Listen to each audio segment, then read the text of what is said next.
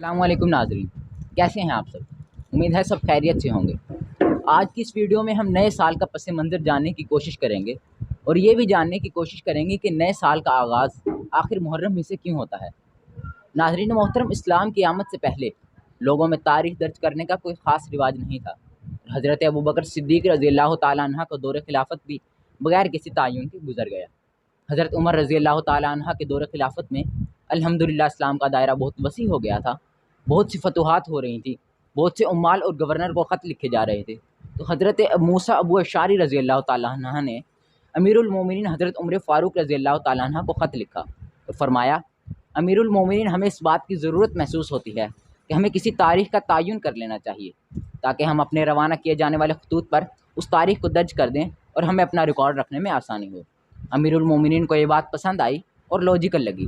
آپ نے اس پر تمام صحابہ کرام کی ایک بڑی اور مؤخر جماعت کا مشورہ طلب کیا۔ اس پر تمام صحابہ کرام نے اتفاق کیا اور مشورہ اس بات پر ہوا کہ آخر کس موقع سے نئے سال کا آغاز ہونا چاہیے۔ اس پر تمام صحابہ کرام نے اتفاق کیا اور دوبارہ مشورہ اس بات پر ہوا کہ آخر کس ماہ سے نئے سال کا آغاز ہونا چاہیے۔ اس حوالے سے بھی چار آراء سامنے آئیں۔ پہلی رائے یہ تھی کہ رجب کے مہینے سے نئے سال کا آغاز ہونا چاہیے۔ دوسری رائے یہ تھی کہ ربیع الاول کے مہینے سے نئے سال کا آغاز ہونا چاہیے۔ تیسری رائے یہ تھی کہ رمضان المبارک کے مہینے سے نئے سال کا آغاز ہونا چاہیے، کیونکہ رمضان المبارک وہ مہینہ ہے جس میں قرآن مجید نازل ہوا۔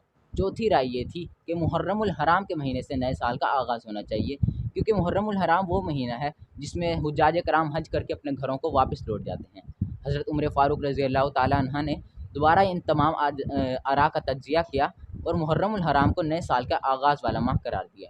اس کی ایک وجہ یہ بھی تھی کہ اسلام کی آمد سے قریباً 200 سال قبل کلاب ابن مرہ کے زمانے میں نئے سال کا آغاز محرم الحرام کے مہینے سے ہی ہو رہا تھا اور یہی مہینوں کے نام تھے محرم، صفر، ربیع الاول۔ تو آپ نے اسی روایت کو مہینوں کے اعتبار سے برابر رکھتے ہوئے محرم الحرام کو نئے سال کے آغاز والا مہینہ قرار دیا۔ امید ہے آپ کو نئے سال کا پس منظر ضرور سمجھ میں آیا ہوگا۔ اسی کے ساتھ مجھ کو اجازت دیجیے۔ اللہ حافظ۔